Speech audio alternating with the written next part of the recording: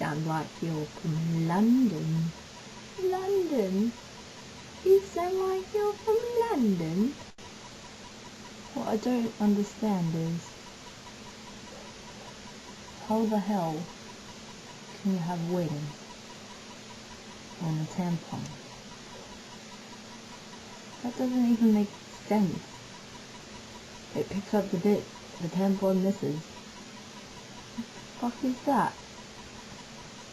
Seriously.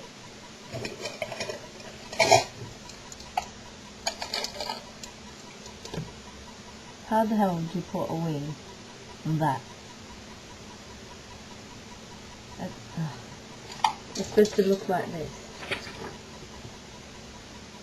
How the hell does that work? It doesn't make fucking sense at all. And you wanted me to mention how rad Brad is. Pretty rad. Yeah.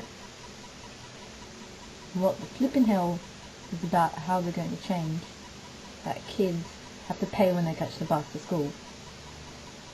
What the fuck?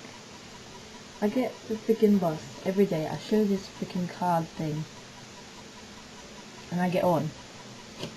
And then now I have to pay? Well, I have to pay like $2.40 every time I get on the freaking bus.